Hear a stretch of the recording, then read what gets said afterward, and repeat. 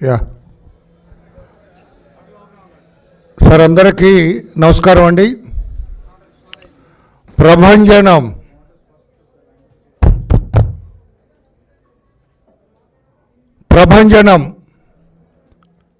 ఎటు చూసినా, ఏ ప్రక్క చూసినా తెలుగుదేశం పార్టీ, జనసేన పార్టీ, ఇటు బీజేపీ పార్టీ, మూడు పార్టీల కలయిక కూటమి.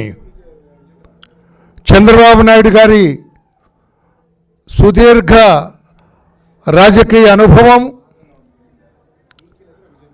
గ్రేట్ కంట్రీ ప్రధానమంత్రి మోడీ గారి చరిష్మా, ఇటు పక్కన matinee hero super star Shri Pawan Kalyan గారి ఆకర్షణ, ఈ మూడు కలిసి ఈ రోజున ప్రభంజనాన్ని సృష్టించిన ఆంధ్రప్రదేశ్ రాష్ట్రంలో ఎప్పుడైతే కూటమిగా ఏర్పడ్డారో అప్పుడే ఎవరైతే ప్లీజ్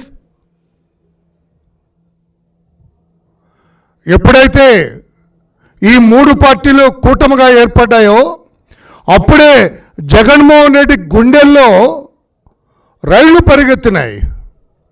ఇక నేను గెలిచేది లేదు, నా పార్టీ లేదు, నాకు అధికారం లేదని ఆ రోజునే అనుకున్నాడు అతను.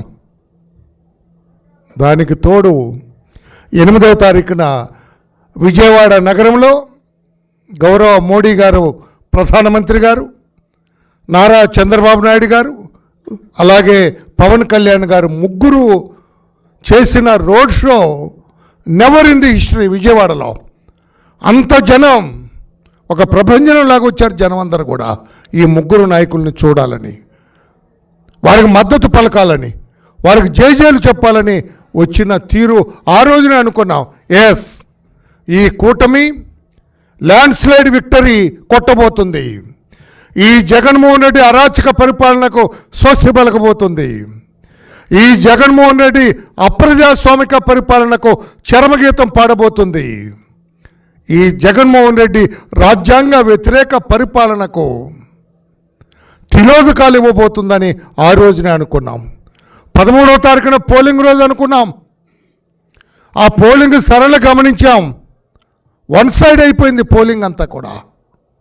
ముఖ్యంగా మహిళలైతే మాకొద్దు ఈ జగన్, మాకొద్దు ఈ జగన్ పరిపాలన, మాకొద్దు ఈ రాక్షస పరిపాలన అనుకొని వాళ్ళందరూ కూడా అర్ధరాత్రి కూడా క్యూలో నిలబడి ఓట్లు వేసిన విధానాన్ని గమనించాం. అయిపోయింది జగన్మోహన్ రెడ్డి పైన అనుకున్నాం. తర్వాత ఈరోజు కౌంటింగ్ చూసిన తర్వాత ప్రతి కౌంటింగ్ సెంటర్లో కూడా ప్రభంజనం. చాలా చోట్ల వెళ్ళిపోయారు, చాలామంది అవుట్, బయటకు వెళ్ళిపోయారు. ఇక భవిష్యత్ కౌంటింగ్ కూడా ఉండకుండా 3వ రౌండ్కే వాళ్ళ ముళ్ళ సర్దుకొని చాలా చోట్ల వెళ్ళిపోయారు. ఇక్కడ ఒక్క విషయాన్ని నేను గుర్తు చేస్తూ ఉన్నాను. నేను పాత్రికేయ సోదరులారా, ఆనాడు శాసనసభలో తన సతీమణికి జరిగిన అవమానాన్ని ఆయన జీర్ణించుకోలేక ఒక శపథం చేసి, ఇది కౌరవ సభ, ఈ కౌరవ సభ నుంచి నేను బయటకు వెళ్తూ ఉన్నా, ఈ కౌరవ సభ గౌరవ సభగా మారిన రోజే మరలా తిరిగి శాసనసభలో అడుగు పెడతానని చెప్పి తర్వాత శాసనసభ ముఖం చూడలేదు మా పార్టీ అధినేత మాన్యశ్రీ నారా చంద్రబాబు నాయుడు గారు. జరిగింది కురుక్షేత్ర సంగ్రామం. ఈ రోజున కౌరవులు పలాయనం చిత్తగించారు. కౌరవ వధ జరిగింది. ఈ రోజున పాండవులు విజయం సాధించారు. ఆ పాండవ పక్షమే ఈ రోజున ఈ ఎన్డీఏ అలయన్స్.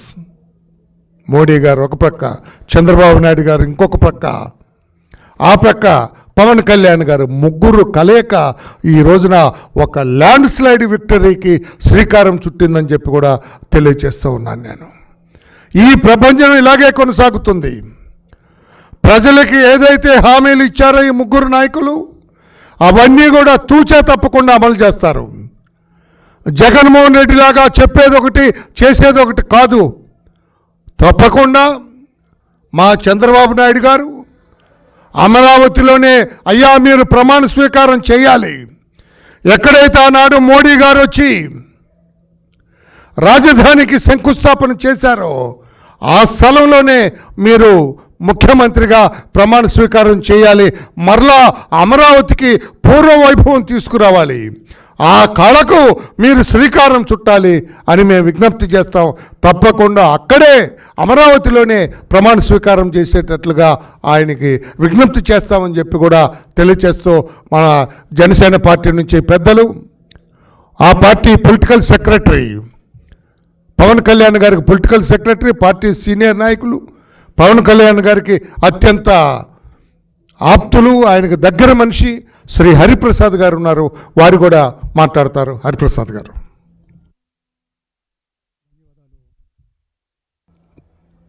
ధన్యవాదాలు రామయ్య గారు. మీడియా మిత్రులందరికీ నమస్కారం. సునామీ లాంటి ఈ విజయం పవన్ కళ్యాణ్ గారు, చంద్రబాబు గారు, మోడీ గారి మీద ప్రజలకున్న నమ్మకానికి నిదర్శనం. ఈ విజయం ఈ రాష్ట్రానికి ఎంతో అవసరం, ఎంతో మేలు చేస్తుందని భావిస్తున్నాం. ఎందుకంటే అగ్రగామిగా ఉండే ఆంధ్రప్రదేశ్ అన్ని రంగాల్లోనూ వెనకబడిపోయింది. ఇంకొక 5 ఏళ్ల పాటు ఈ ప్రభుత్వాన్ని భరించే స్థితిలో లేమని ప్రజలంతా ఒక నిర్ణయానికి వచ్చేశారు. దానికి నిదర్శనమే సునామీ లాంటి ఈ ఫలితాలు. సునామీ ఎలా వస్తుంది మనందరికీ తెలుసు. ముందు భూకంపం, ఆ తర్వాత సముద్రపు అలలు ఎలా ముంచేస్తాయో. గత నెల 13వ తారీఖున జరిగిన పోలింగ్ కూడా భూకంపం లాంటిదే. 81.66% ఓటింగు నమోదైందంటే ఈ రాష్ట్ర ప్రభుత్వం మీద ఎంత వ్యతిరేకత ఉందో అర్థమవుతుంది. ఆ రోజు ఓటింగ్ సరళిని విశ్లేషిస్తే ఊర్లకు ఎక్కడెక్కడో ఉంటున్న వాళ్ళు, ఆంధ్రప్రదేశ్ నుంచి వెళ్ళి బ్రతుకు తెరుగు కోసం ఎక్కడెక్కడో ఉద్యోగాలు చేస్తున్న వాళ్ళు, వ్యాపారాలు చేస్తున్న వాళ్ళు స్వచ్ఛందంగా తరలి వచ్చి ఈ ప్రభుత్వాన్ని సాగనంపాలి అని ఓటింగ్ చేశారు. రాత్రి 10-11 గంటల వరకు ఓటింగ్ సాగిందంటే దానికి ప్రభుత్వం మీద ఉన్న వ్యతిరేకతే నిదర్శనం. యాంటీ ఇన్కంబెన్సీ అంత లేకపోతే అంత శాతం ఓటింగ్ నమోదు కాదు. ప్రధానమంత్రి మోడీ గారు లాంటి వారు కూడా ఢిల్లీలో ఏంటి ఆంధ్రప్రదేశ్లో ఈ సునామీ అని వ్యాఖ్యానించారంటే మనం దాని వెనక ఉన్న కారణాలను అర్థం చేసుకోవచ్చు. ఎక్కడికి వెళ్ళినా ఆంధ్రప్రదేశ్ అని చెప్పుకోవడానికి ఇబ్బందిగా పడే స్థితికి ప్రజలు వెళ్ళిపోయారు. ఎందుకంటే మనకి రాజధాని లేదు, ఒక పరిశ్రమ లేదు, ఉపాధి అవకాశాలు లేవు, కార్మికులు కానీ, రైతులు కానీ, ఉద్యోగులు కానీ ఎవరు సుఖ సంతోషాలతో లేరు. మరోసారి వైసీపీ ప్రభుత్వం అధికారంలోకి వస్తే ఈ రాష్ట్రంలోంచి వెళ్ళిపోవాలని అనేక మంది నిర్ణయించుకున్నారు. ఇక్కడ మనం బతకలేం, వేరే రాష్ట్రాలకు పోయి వ్యాపారమో వ్యవసాయమో ఏదో ఒకటి చేసుకుని బతుకుదాం, మనం ఇక్కడ ఇంక ఉండటం ఇక్కడ అనవసరం అనే స్థాయికి వచ్చారంటే ఇక్కడ ఎటువంటి పాలన సాగిందో మనం అర్థం చేసుకోవచ్చు. ముఖ్యంగా ఈ అవినీతి ప్రభుత్వం మీద జనసేన అధినేత శ్రీ పవన్ కళ్యాణ్ గారు జరిపిన పోరాటం మీ అందరికీ తెలిసింది. ఇప్పటం సభలో నేను వైసీపీ వ్యతిరేక ఓటు చేయలనివ్వను అని ఆయన శపథం చేసినాడే వైసీపీ పరాజయం ఖరారైపోయింది. అంచెలంచెలుగా చంద్రబాబు నాయుడు గారితో కలిసి కూటమిని ఏర్పాటు చేసి తనను తాను తగ్గించుకొని ఈ ఇంతటి ఘన విజయానికి ఆయన మూలకారకులు అయ్యారని చెప్పడంలో ఎటువంటి అతిశయోక్తి లేదు. అదేవిధంగా గౌరవశ్రీ చంద్రబాబు నాయుడు గారి పాలనా దక్షత మీద ప్రజలకున్న నమ్మకం కూడా ఈ ఫలితాలకి ఒక కారణం. ఈ రెండు పార్టీలకు వెన్నుదన్నుగా నిలిచిన శ్రీ మోడీ గారి నాయకత్వం మీద ఉన్న నమ్మకం కూడా ఈ విజయాలకి ఒక కారణం. ఈరోజు ఒక సుదినంగా చెప్పుకోవచ్చు, ఆంధ్రప్రదేశ్ రాష్ట్ర చరిత్రలో మరోసారి మంచి పాలన సాగటానికి ప్రజలు మార్గాన్ని సుగమం చేశారు. వారు ఏమి కావాలనుకున్నారో అదే అమలు ఫలితాల్లో ప్రతిబింబించేలాగా ఒక నిర్ణయం తీసుకొని సునామీలాగా ఈ ఓటింగు జరిపి ఇటువంటి ఫలితాలకు కారకులయ్యారు. ఈ కూటమి ప్రభుత్వం అధికారంలోకి వచ్చిన తర్వాత ఏదైతే వాగ్దానాలు చేశారో అవన్నీ తూచా తప్పకుండా అమలు చేస్తామని మన వరలరామయ్య గారు కూడా ఇప్పుడే చెప్పారు. ఖచ్చితంగా అమలు చేసి తీరుతారు. ఎందుకంటే ఈ కూటమి వెనక వల్ల ఉన్న నాయకులు చంద్రబాబు గారు, శ్రీ పవన్ కళ్యాణ్ గారు. ప్రజల ఆకాంక్షలు, వాళ్ళ కోరికలు వారిద్దరికీ క్షుణ్ణంగా తెలుసు. అందుకనే తప్పకుండా ఈ రాష్ట్రాన్ని అతివేగంగా అభివృద్ధిలో ముందుకు తీసుకెళ్ళడానికి ఈ ఈ ఇద్దరు నాయకులు మోడీ గారి ఆశీస్సులతో ముందుకెళ్తారని, సుపరిపాలనకు ఈ రోజు నుంచే శ్రీకారం చుడతారని గట్టిగా విశ్వసిస్తూ థ్యాంక్ యూ. ఇప్పుడు బీజేపీ పార్టీ నుంచి శ్రీ చైతన్య గారు, state election maintenance committee convener Chaitanya గారు. మీడియా మిత్రులందరికీ నమస్కారం. కేంద్రంలో బలమైన నాయకత్వంతో దేశంలో అట్లాగే ప్రపంచంలో భారతదేశానికి ఒక గొప్ప ఇమేజ్ బ్రాండు తీసుకెళ్లిన మోడీ గారితో పాటు రాష్ట్రంలో ఎన్డీఏ అలయన్స్ పార్టీలు అంటే బీజేపీతో పాటు అలయన్స్ పార్టీలు అయిన టీడీపీ, జనసేన, ఎంతో దూరదృష్టి విజన్ కలిగిన చంద్రబాబు నాయుడు గారి నాయకత్వం, పవన్ కళ్యాణ్ గారు శక్తి సామర్థ్యం, ఆయనకున్న ఎనర్జీ, ఆయనకు ఒక తపన, మంచి చేయాలని తపన, అట్లాగే మా రాష్ట్ర నాయకురాలు, మా రాష్ట్ర అధ్యక్షురాలైన పురంధరేశ్వరి గారి నాయకత్వంలో మా అభ్యర్థులందరూ 6కు 6 పార్లమెంట్లు మరియు 10 అసెంబ్లీలు బ్రహ్మాండమైన మెజార్టీతో గెలవబోతున్నారు. ఇది బ్రహ్మాండమైన తీర్పు, ఆంధ్ర రాష్ట్ర ప్రజల విజయం. ఇది ఒక దుర్మార్గుణ్ణి ఏ రకంగా అయితే పంపించాలో ప్రజలు ముందే నిర్ణయించుకొని అదేవిధంగా అతను చేసిన దుర్మార్గ పరిణామాలను తిరస్కరించడం అనేది ఆంధ్ర రాష్ట్ర ప్రజలందరి విజయం. అది ఆంధ్ర రాష్ట్ర ప్రజలందరికీ శుభాకాంక్షలు మరియు ధన్యవాదాలు.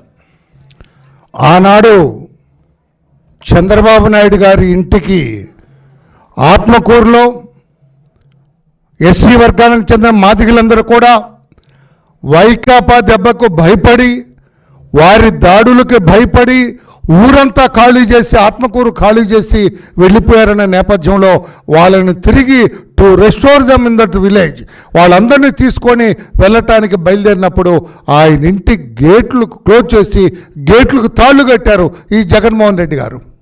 ఆనాడు చంద్రబాబు నాయుడు గారు చెప్పారు, మిస్టర్ జగన్మోహన్ రెడ్డి, ఈ రోజున నా గేటుకు నువ్వు తాళ్ళు కట్టావు, ఈ తాడే నీకు భవిష్యత్తులో ఉరితాడై నిన్ను అధికార పీఠం నుంచి అధోపాతాళానికి తొక్కుతుందని ఆ రోజు మా నాయకుడు చెప్పారు. అది ఈరోజు నిజమైందని చెప్పి కూడా జగన్మోహన్ రెడ్డి గారికి తెలియజేస్తున్నాం. అంతేకాదు, ఏ తప్పు చేయని చంద్రబాబు నాయుడు గారిని అరెస్ట్ చేశారు, 52 రోజులు జైల్లో పెట్టారు, సెంట్రల్ జైల్లో. ఆ రోజునే రాష్ట్ర ప్రజలందరూ అనుకున్నారు ఇతను ఒక్క క్షణం కూడా అధికారంలో ఉండటానికి వీలేదని చెప్పి. ఇవన్నీ కూడా జగన్మోహన్ రెడ్డి కక్ష సాధింపు, ఫ్యాక్షనిస్ట్ మెంటాలిటీకి నిదర్శనాలని చెప్పి కూడా తెలియచేస్తూ సమయోచితంగా, సందర్భోచితంగా వ్యవహరించిన ఓటర్ మహాశయులందరూ కూడా మరొక్కసారి అభినందనలు, కృతజ్ఞతలు తెలియచేస్తున్నాం. Thank you all.